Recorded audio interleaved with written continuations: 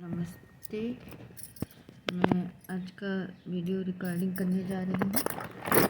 हिंदी साहित्य का इतिहास आचार्य रामचंद्र शुक्ल के ये पेज नंबर है 135। तो ये आपके सामने PDF है जो मैं पढ़ रही हूँ और आशा करती हूँ आप इसे ध्यान से सुनेंगे और इसका लाभ उठाएंगे। अपनी अलग अलग चमक दमक दिखते नहीं, अपनी अलग चमक दमक दिखते हुए नहीं, कहीं कहीं लंबे लंबे सांग रूपक बांधने में अवश्य उन्होंने एक भद्दी परंपरा का अनुसरण किया। दोहावली के कुछ दोहे के अतिरिक्त और शब्द भाषा का प्रयोग उन्होंने भाव और विचारों को स्पष्ट रूप से रखने के लिए किया।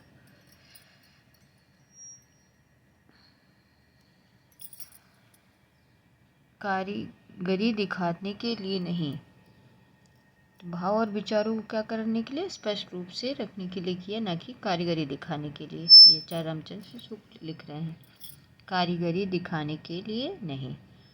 उनकी सी भाषा की सफाई और किसी कवि में नहीं। सूरदास में ऐसे वाक्य मिलते हैं जो विचारधारा आगे बढ़ाने में कुछ योग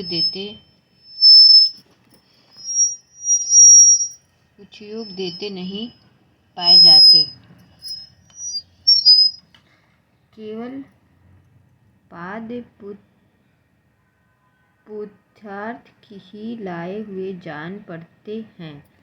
इसी प्रकार तुकांत के लिए शब्द भी तोड़े गए, पर गोस्वामी जी की काव्य रचना अत्यंत प्रौढ़ और सुव्यवस्थित है। एक भी शब्द फालतू नहीं। खेद है कि भाषा की सफाई पीछे होने वाले बहुत कम कवियों में रह गई। सब रसों के सम्यक व्यंजक उन्होंने की है, पर मर्यादा का उल्लेख कहीं नहीं किया। प्रेमचंद और श्रृंगार का ऐसा वर्णन जो बिना किसी लज्जा और संकोच के सबके सामने पढ़ा जा सके, गोस्वामी जी का ही है।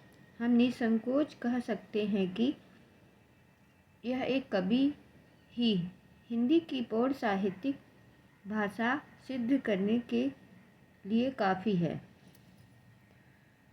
स्वामी अग्रदास, अब आ गए, तुलसीदास जी खत्म हो गए। स्वामी अग्रदास रामानंद जी के शिष्य अनंतानंद और अनंतानंद के शिष्य कृष्णदास पैहरी।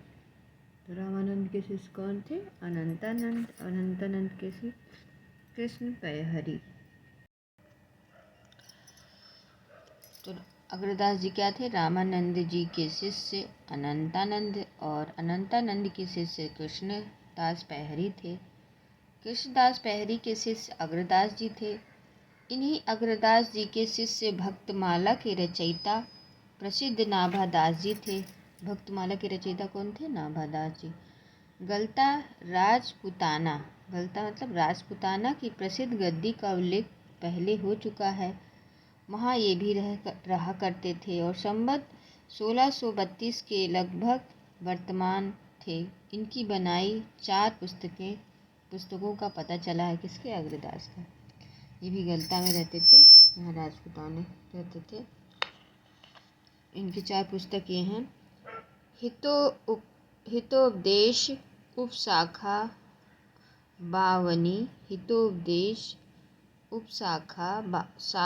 शाखाड़ा बावनी, ध्यान मंजरी, दूसरा ध्यान मंजरी,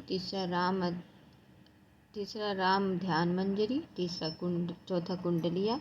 तो पहले कौन? हितोपदेश उपखाड़ा बावनी, दूसरा ध्यान मंजरी, तीसरा राम ध्यान मंजरी, तीसरा कुंडलिया, तीसरा राम ध्यान मंजरी, चौथा कुंडलिया। इनकी कविता उसी ढंग की है जिस ढंग से कृष्ण उपासक नंददास जी की।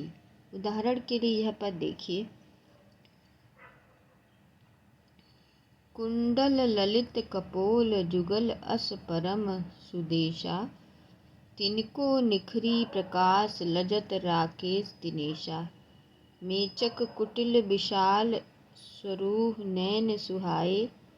भुज पंकज के निकट मनो अली छौना आए। इनका एक पद भी देखिए। पहरे राम तुम्हारे सेवत, मैं मतिमंद अंध नहीं जोवत। अपमारग मारग महि जायो, इन्हीं पोष पुरुषार्थ मान्यो। उर्नी के बल अनंत पुकारा, अग्रदास के सम आधारा। नाभादास जी ये उपयुक्त अग्रदास जी के शिष्य, बड़े भक्त और साधु सेवी थे। संवत 1657 के लगभग वर्तमान थे और गोस्वामी तुलसीदास जी की मृत्यु के बहुत पीछे तक जीवित रहे। इनका प्रसिद्ध ग्रंथ भक्तमाला संवत 1642 के पीछे बना और संवत 1769 में प्रियादास जी ने उनकी टीका लिखी। इस ग्रंथ में 200 भक्त के चमत्कारपूर्ण चरित्र 316 छप्पे में लिखे गए। इन चरित्रों में पूर्ण जीवन वृत्त नहीं, केवल भक्ति की महिमा सूचक बातें लिखी गई। इनका उपदेश भक्तों के प्रति जनता में पूज्य बुद्धि का प्रचार जान पड़ता है। वह उपदेश बहुत अंशों में सिद्ध भी हुआ। आज उत्तरी भारत के गांव-गांव में साधु भेषधारी पुरुषों की सशक्त विद्वानों और पंडित से कहीं बढ़कर जो सम्मान और पूजा प्राप्त है, बहुत कुछ भक्तों की करामातों और चमत्कारपूर्ण वृत्तांतों के सम्यक प्रचार से। नाभादास जी कुछ लोग डोम बताते हैं, कुछ क्षत्रिय ऐसे प्रसिद्ध हैं कि वे एक बार गोस्वामी तुलसीदास जी से मिलने काशी गए, पर उस समय गोस्वामी जी ध्यान में थे, उनसे ना मिल सके। नाभादास जी उसी दिन वृंदावन चले गए। ध्यान भंग होने पर गोस्वामी जी को बड़ा खेद हुआ और वे तुरंत नाभा जी से मिलने वृंदावन चल दिए। नाभादास जी के यहाँ वैष्णव का भंडार था, जिनमें गोस्वामी जी बिना बुलाए जा पहुँचे। गोस्वामी जी यह समझ कि नाभादास जी ने मुझे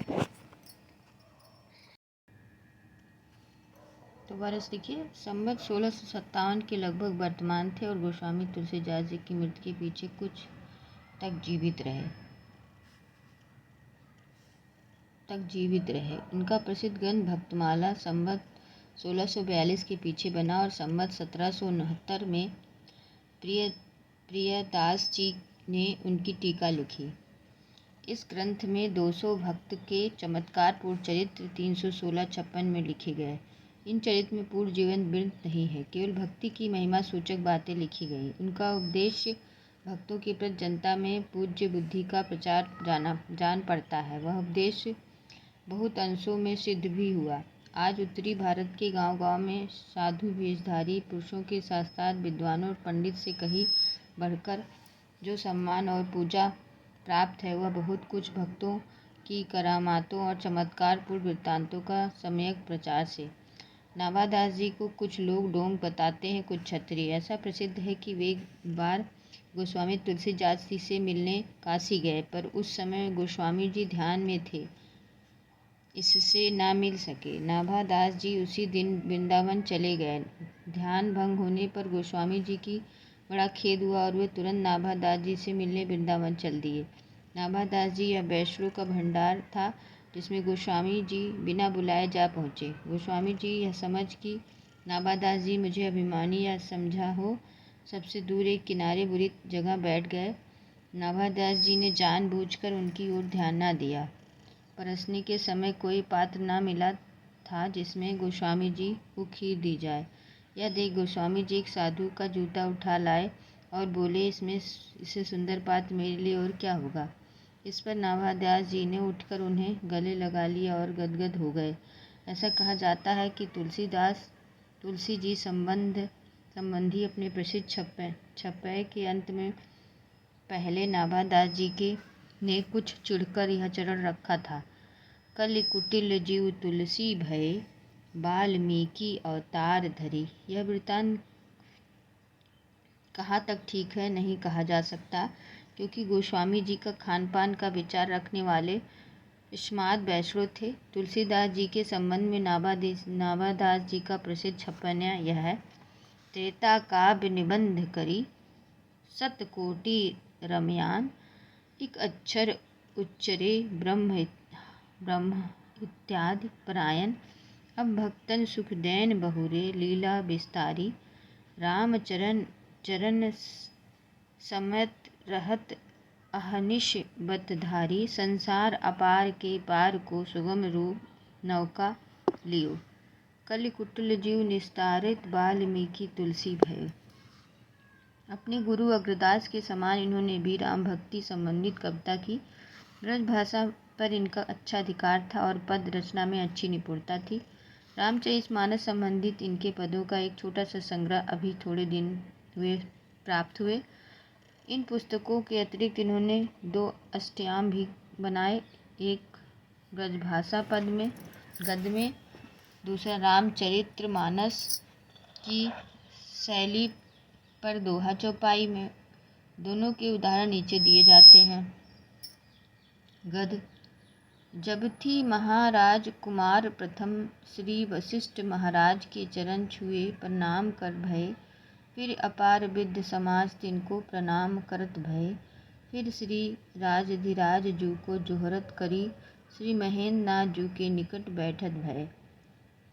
पद। अवधपुरी की शोभा जैसी कहीं नहीं सकेगी, से श्रुति तैसी रचित कोट कलधोत सुहावन, विदित रंगमति मति अति मन भावन, चसुदिस विपिन प्रमोद अनूपा, चतुर्बीस जोजन रस रूपा, सुदिश नगर सरजू सरि पावनी, मणिमय तीरथ परम सुहावन, विकसे जलद मृग रस गूले, गुंजन जल समूह दहकूले, परिखा अति चहुदिस लसती कंचन कोट प्रकाशन, विविध भाति नंग जगमत प्रति गोपुर पास,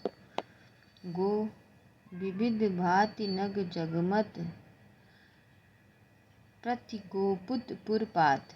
प्राणचंद चौहान। कल पढ़ेंगे। धन्यवाद।